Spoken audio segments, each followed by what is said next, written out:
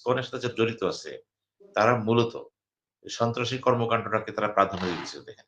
এবং এখানে ইসকনকে নিয়ে নতুন যে প্রেক্ষাপটটা তৈরি হলো, এটা হালকাভাবে নেওয়া যাবে না। যদি আমাদের সরকার এখানে ঘুমায় থাকে, আমি ৩ জন উপদেষ্টা আছে এখানে। আইন উপদেষ্টা হচ্ছে ৪ জন। আমি ৪ জনকেই বলব, আপনারা যেহেতু এই অভ্যুত্থানের সাথে জড়িত ছিলেন এবং অভ্যুত্থানের যন্ত্রণাটা আপনারা বুঝেন, জানেন। আপনারা কিন্তু শুধুমাত্র মুখ চুপ করে থাকলে শুধু প্রতিবাদ করলে হবে না কিন্তু। কার্যকরী প্রতিবাদ করেন। যে প্রতিবাদ কাজে লাগে। আপনি বলে দিলেন এটা হবে না। আমরা হাঁটতে চাই না। আমরা হাঁটতে চাই না। মাথা করে আছি, উতারে থাকবো। প্রমাণ করতে হবে যা কিছু ঘটেছে সম্পূর্ণ মানবতা বিরোধী, সম্পূর্ণ ধর্মীয় বিরোধী এবং কোরআনের সাথে ধারাবর্ণনা আসতেছিল। এই যে একটা সত্য ঘটনা আমাদের সামনে চলে আসলো। প্রশ্ন হলো ইসকনের চিন্ময় উনি অ্যারেস্ট হয়েছেন, আদালতে গিয়েছেন। তাকে আদালত তাকে মর্যাদা দিয়েছে, তাকে ডিভিশন দিয়েছে। তার বিচার হবে প্রক্রিয়া হবে। কিন্তু তারে কেন্দ্র কইরা এই যে ভ্যান আটকায় দেওয়া এবং শুয়ে পড়া, গাড়িগুলি ভাঙা করা, এগুলি সম্পূর্ণরূপে সন্ত্রাসী কায়দা হইছে। এখানে কিন্তু পৃথিবীর কোন আদালত, কোন সভ্য দেশ কিন্তু এটা প্রশংসা করবে না। কারণ তাকে সম্মান দেওয়া হয়েছে কিন্তু তাকে। এবং সেটা উনি আইনগতভাবে ফেস করবেন সেটা। আইনের বাইরে এই যে ভায়োলেন্স টা চলে আসলো, এইটি প্রমাণিত হচ্ছে যে ইসকনের সাথে যারা জড়িত আছে, তারা মূলত সন্ত্রাসী কর্মকান্ডটাকে তারা প্রাধান্য দিয়েছে দেখেন। এবং এখানে কিন্তু কোন ফাঁসির রায় হয়নি, খেয়াল করবেন। একজন লোক অন্যায় করেছে কি করে নাই সে বিচারিক আদালত বুঝবে সেটা। তো প্রাইমারি পর্যায়ে তাকে সম্মান দেওয়া হয়েছে। এবং এটুকু সহ্য হচ্ছে অ্যারেস্টই করা যাবে না। যে অ্যারেস্ট করা যাবে না বা তাকে আদালতে নেওয়া যাবে না। এই অনুভূতিটা কোথা থেকে আসলো? এবং এটা যদি বলেন আপনি ইসকন বা যেকোনো ধর্মীয় গোষ্ঠী হতে পারে।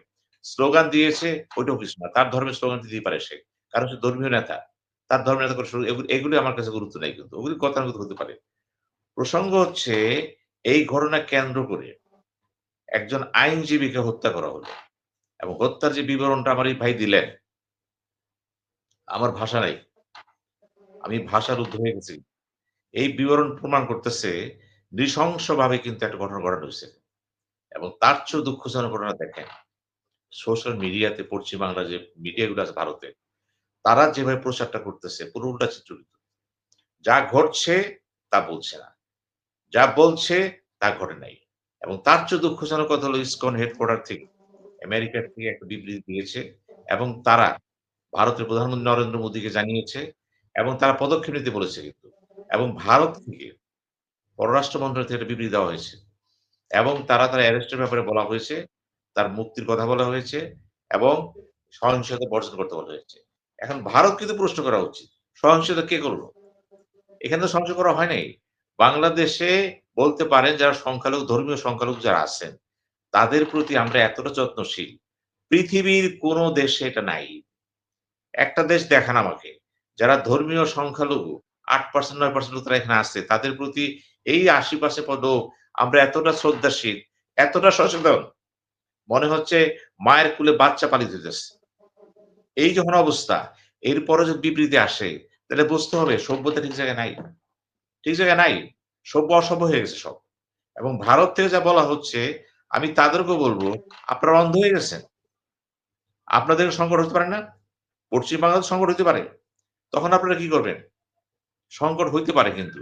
আপনারা দেখবেন যে সংকট হওয়ার সময় আমাদের এখানে পদক্ষেপ কি নেওয়া হলো? পর্যাপ্ত পদক্ষেপ নেওয়া হয়েছে। এখন ইসকনের বিরুদ্ধে যে অভিযোগটা আসছে এখানে, রাষ্ট্রদ্রোহী অভিযোগ। আমি তো একবারই বললাম। অভিযোগ কিনা সত্য কিনা অসত্য, আপনি আইনগত যে কাঠামো ঢুকে গেছেন, আইনের মাধ্যমে আপনাকে প্রমাণ করতে হবে। যদি রাষ্ট্রপক্ষ প্রমাণ করতে না পারে, তো আপনার হয়ে গেল, শেষ। কিন্তু আপনি শক্তি প্রদর্শন করে, হুমকি দিয়ে, হত্যা করে আপনি প্রতিবাদ করবেন? আমি নরেন্দ্র মোদীকে ভারতের প্রাইম মিনিস্টারকে বলব, যেহেতু আপনার এখানে একটা রিকোয়েস্ট এসেছে এবং আপনার পররাষ্ট্র মন্ত্রণালয় কথা বলেছে এবং এটাও তো আপনার বলা উচিত ছিল, কি করা যায়? এবং আমি তাদের কথা বাদ দিলাম। ভারত কি করবে বা পশ্চিমবাংলা পত্রিকা কি করবে, এটা তাদের ব্যাপার। আমি জানতে চাবো আমাদের সরকারের কাছে। এই যে ইসকন আমেরিকা থেকে যুক্তরাষ্ট্র হেডকোয়ার্টার জানায় দিল, এখন আমাদের সরকার জবাবটা কি দিবে? আমাদের পররাষ্ট্র মন্ত্রণালয় তো জবাব দিতে হবে। কারণ ভারত তো জবাব দিয়ে দিয়েছে পররাষ্ট্র মন্ত্রণালয় থেকে। এখন আমাদেরও তো আমেরিকাকে বলতে হবে। আমাদের এখানে ইতিমধ্যেই পররাষ্ট্রমন্ত্রী ছাড়াও কিন্তু ২ জন ফরেন অ্যাফেয়ার্স এর লোক নেওয়া হয়েছে।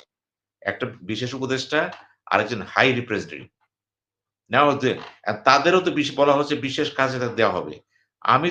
আমি প্রধান উপদেষ্টাকে বলব, এখন ভারত সম্পর্কে আমাদের সাথে যা হচ্ছে, আপনি এই বিষয়টাকে হাই রিপ্রেজেন্টেটিভ এলাকায় নিয়ে যান। হাই প্রায়োরিটি দিয়ে দেন। কারণ এগুলো কিন্তু আপনার নেগোসিয়েশন ছাড়া, যোগাযোগ ছাড়া হবে না কিন্তু। যোগাযোগবিহীন অবস্থায় কিন্তু অনেক অসত্য সত্য হয়ে যাবে কিন্তু। একটা খেয়াল করবেন।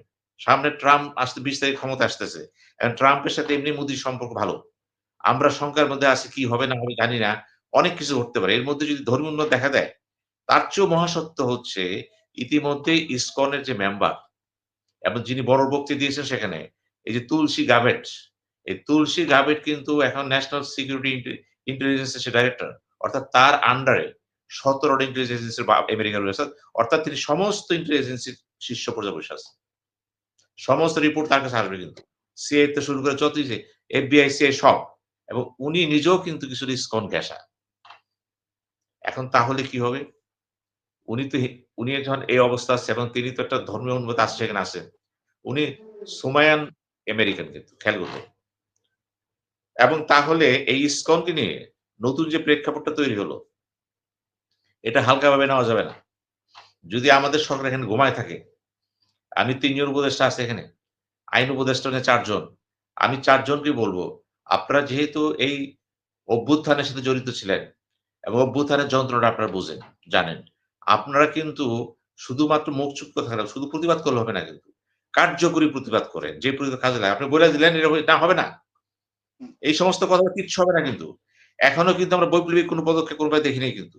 এই বাংলাদেশে যাতে ধর্মীয় উন্নয়ন দেখা না দেয়, এই ব্যাপারে কি করবেন? আমি মাহফুজকে বলব। যেহেতু তোমাকে মাস্টারমাইন্ড বলা হয়েছে, তুমি তো আমাদের ছোট ভাইয়ের মতো। মাহফুজ, আসিফ, নাহিদ তোমাদেরকে বলব তোমরা সচেতন হও। ভবিষ্যতে তোমাদের কিন্তু অনেক চ্যালেঞ্জ সামনে চলে আসবে কিন্তু। কোন দোষ কার ঘাড়ে পড়ে বলা মুশকিল কিন্তু। চক্রান্ত হচ্ছে কিন্তু। আমরা চাই তোমরা নিরাপদ অবস্থানে থেকে এগুলি ফেস করো। আমি ডক্টর ইউনূসকে বলব, আপনি যেহেতু আন্তর্জাতিক পরিচিতি আপনার আছে, আপনি নোবেল পুরস্কার পাবেন শান্তির জন্য কিন্তু। এই অশান্তি হয়ে গেলে কিন্তু আপনি বিতর্কিত হয়ে যাবেন। একটা খেয়াল করবেন, সুকি কিন্তু জেলে আছে এখনে। শান্তি পুরস্কার পেয়েছিল। কিন্তু সুকিরে কিন্তু সামরিক আটকায় দিছে কিন্তু। তো শান্তি পুরস্কারটা বড় কথা না কিন্তু। আপনার এখানে কিন্তু সেই দৃশ্য নাই। এখানে সবাই আপনাকে শ্রদ্ধা করে। এটা মায়ানমার না, এটা বাংলাদেশ কিন্তু। এই শ্রদ্ধার আশায় আপনি বসে আছেন। আপনাকে প্রমাণ করতে হবে। অশান্তি যখন হবে, সিদ্ধ হস্তে আপনাকে দমন করতে হবে। দমন করতে মিনিংফুলি।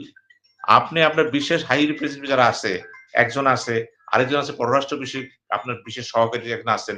তাদেরকে এবং পররাষ্ট্র মন্ত্রী যিনি সচিব ছিলেন, আমি বলব আমেরিকান ডেস্ক পররাষ্ট্রমন্ত্রী যেটা আছে, ডিজি কে সবাইকে আপনি অ্যাক্টিভেট করে দেন কিন্তু।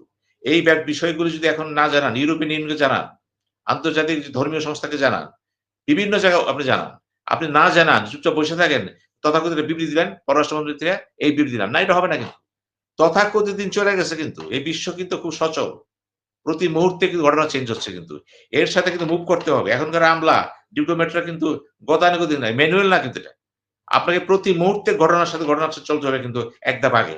সেই চিন্তা করতে গেলে আমি বলব ইসকন বিষয়টি আমাদের প্রায়োরিটি লিস্টে নিয়ে অবিলম্বে আমাদের প্রধান উপদেষ্টাকে বলব, আপনি পররাষ্ট্র উপদেষ্টা, পররাষ্ট্র হাই রিপ্রেজেন্টেটিভ এবং বিশেষ সহকারী যিনি আছেন, সবাই কিন্তু উচ্চশিক্ষিত। তাদেরকে নিয়ে বসেন, চিন্তা ভাবনা করেন কিভাবে ভারতের সাথে আপনার সম্পর্কটা কি হবে? প্রশ্ন এসে যায় কিন্তু। এই খেলা তো একটা খেলা না কিন্তু। এই খেলা তো বহুদূর। আমি ইসকনের এই চিন্ময়ের বক্তৃতা আমি শুনলাম। উনি একটা দলের প্রতি দুর্বল। বক্তৃতা দিচ্ছেন সেভাবেই। হয়তো ওই সময়ের জন্য সেটা করছেন। কিন্তু পরিবর্তিত পরিস্থিতিতে ইসকনের যে কর্মসূচি, ইসকনের যে মডেল, তাতে তো এগুলো হওয়ার কথা না। ইসকন যদি একটা ধর্মীয় সংগঠন, একটা মানবতাবাদী সংগঠন হয়ে থাকে এবং একটা রিসার্চ সংগঠন হয়ে থাকে, অর্থাৎ তাহলে তো তাদের তো চিন্তার কারণ নেই। তো তারা একটা দলের প্রতি যায় কেন? যখন দলের সাথে সম্পৃক্ত হয়, দেশের সাথে সম্পৃক্ত হয়, তখনই বোঝা যায় না, তারাও ডিরেক্ট। অর্থাৎ ইসকনের নেতৃত্ব কিন্তু প্রশ্ন দেখা দিচ্ছে। নেতৃত্বে যারা বসে আছেন, তারাও কিন্তু বায়াসড, পার্টিজান হয়ে গেছেন কিন্তু। পার্টিজান মানে কি? পার্টিজান মানে ইসকনে আদর্শচ্যুত হয়ে গেছেন। আমি ইসকনকে সেভাবেই দেখতে চাই। আপনারা যদি মনে করেন বিশ্ব সংসারে ধর্মীয় একটা সম্প্রীতি দরকার, আপনারা সেটাই করতেছেন। যখন আপনাদের কোন নেতা ওই সম্প্রীতি আনতে যেয়ে একটা দলকে প্রেফার করবে, একটা দেশকে প্রেফার করবে, তা তো না। বাংলাদেশ হচ্ছে পৃথিবীর একমাত্র দেশ। একমাত্র দেশ। জি, জনাব সেলিম ভাই দ্বিতীয় পর্যায়ে আসবো। যেখানে মাত্র ৮-৯% সংখ্যালঘু থেকেও মুসলমানরা যে আপনাকে সম্মান দিয়ে ইজ্জত দিয়েছে এবং কোর্টের যে দেয়া হয়েছে, এটা মডেল। এটা বিশ্ব মানবতার মডেল। এই মডেলটা বুঝাতে হবে। আমি প্রধান উপদেষ্টাকে বলব এই মডেলটাকে আপনি সেল করেন। বুঝান ইউরোপকে, আমেরিকাকে। আমরা মডেল তৈরি করেছি, ধ্বংস করছো কেন? আর যদি এটাও না পারে, দুঃখ আমাদের থেকে যায়। আমরা সব জায়গায় ব্যর্থ হচ্ছি কিন্তু। এখানেও ব্যর্থ হব। যদি ব্যর্থ হয়, এই দায়-দায়িত্ব আমি দেব, ডক্টর ইউনূসকে দেব এবং ওই ৩ জন সমন্বয়কারী আসিফ নজরুলকে দেব। কারণ আমরা হারতে চাই না। আমরা হাঁটতে চাই না। মাথা-উঁচা করে আছি, উঁচা থাকবো। প্রমাণ করতে হবে যা কিছু ঘটেছে সম্পূর্ণ মানবতা বিরোধী, সম্পূর্ণ ধর্মীয় বিরোধী এবং কোটারি স্বার্থে ঘটছে।